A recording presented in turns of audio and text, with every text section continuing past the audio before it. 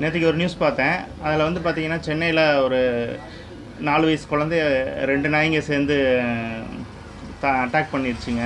அதில் வந்து அந்த குழந்தைக்கு வந்து பலத்த காயம். அவங்க அம்மாவும் சேர்ந்து போராடியுமே கூட காப்பாற்றுறதுக்கு ரொம்ப சிரமப்படுற மாதிரி இருக்குது அப்படின்னு சொன்னாங்க.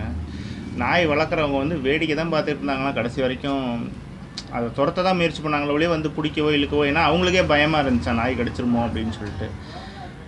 நாய் வளர்க்குறவங்ககிட்ட பல தடவை அவங்க இதுக்கு முன்னால் கம்ப்ளைண்ட் பண்ணியிருக்காங்க. இந்த மாதிரி போகிறப்போ வர்றப்போ நாய்ங்க வந்து இது பண்ணுது, கடிக்கிற மாதிரி வருது அப்படின்னு சொல்லிட்டு அந்த நாய் வளர்க்குறவங்கக்கிட்ட பல தடவை அந்த பகுதியில் உள்ள மக்கள் கம்ப்ளைண்ட் பண்ணியிருக்காங்க. கம்ப்ளைண்ட் பண்ணியுமே அவங்க பெருசாக கண்டுக்கவே இல்லை. வழக்கமாக நாய் வளர்க்குறவங்க எல்லோரும் சொல்கிற ஒரே டைலாகு, இங்கே நாய் கடிக்காதுங்க அப்படிம்பாங்க. இப்போ ஏதாவது ஒரு பாதிப்புன்னு நடந்ததுக்கு அப்புறமா அச்சச்சோ அப்படின்னு சொல்லுவாங்களே ஒழிய, ஆனால் அதோட வலியை வந்து பாதிக்கப்பட்டவங்க தான் அனுபவிச்சாகணும்.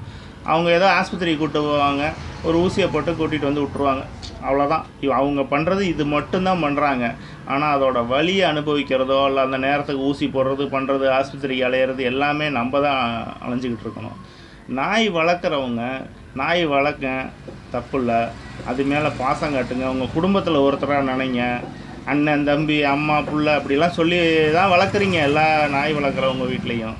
ஆனால் அதை அடுத்தவங்கள பாதிக்காமல் பார்த்துக்குங்க. பக்கத்து வீட்டுக்காரங்களாம் வந்து கம்ப்ளைண்ட் சொல்கிறாங்களா, எங்களை இது பண்ணுது, எங்களை கடிக்க வர்ற மாதிரி வருதுன்னாக்க நீங்கள் கொஞ்சம் பாதுகாப்பாக இருக்க பாருங்கள்.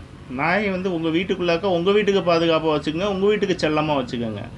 ஆனால் வெளியில் கொண்டு வரும்போது, அந்த நாயை வாக்கிங் கூப்பிட்டு போகும்போதோ அல்லது வெளியில் கொண்டு வரும்போதோ அடுத்தவங்களுக்கு தொந்தரவு கொடுக்காத மாதிரி நாயை வச்சுக்கோங்க. நான் சொல்கிறது அட்வைஸாக உங்களுக்கு தோணுனா தப்பு தான், ஆனால் மற்றவங்களுக்கு தொந்தரவாக இல்லாமல் இருங்க. நன்றி, வணக்கம்.